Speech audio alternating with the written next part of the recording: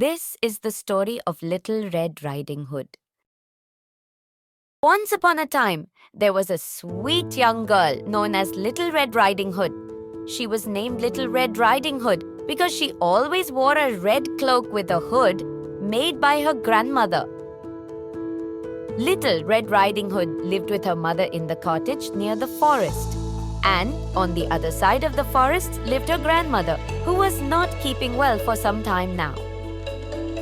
One day, her mother asked Little Red Riding Hood to take a basket of food to her grandmother, who was feeling unwell.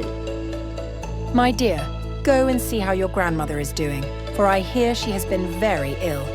Take this basket of goodies for her. She will be very happy to see you, my child. Stay on the path and don't talk to strangers, her mother warned.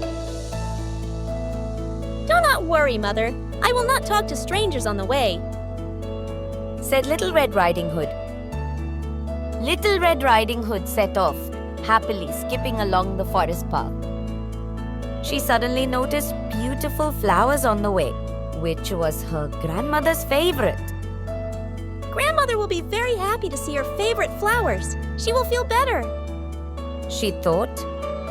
She immediately decided to take some flowers for her grandmother, unaware of the danger waiting for her. Soon, a sly wolf appeared and saw Little Red Riding Hood plucking flowers. The wolf was very hungry. The wolf went to Little Red Riding Hood and asked in a friendly voice, "Hello, little girl. Who are you?" I am Little Red Riding Hood, said Little Red Riding Hood. What are you doing in this forest? I am going to meet my grandmother. She lives on the other side of the forest. I am taking these flowers for her. Little Red Riding Hood forgot what her mother had said about talking to strangers and told Wolf everything she was not supposed to say. After knowing about grandmother, the wolf came up with a plan. He decided to go to grandmother's place, eat grandmother first, and then Little Red Riding Hood. The wolf waved goodbye and ran to her grandmother's house.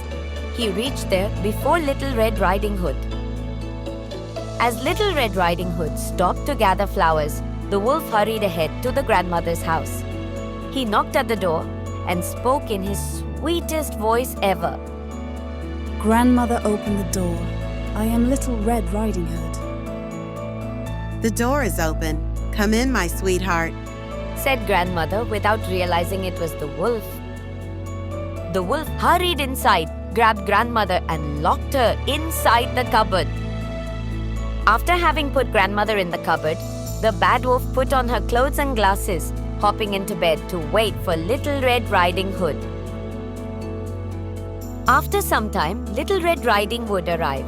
She found the door open and went straight to grandmother's room.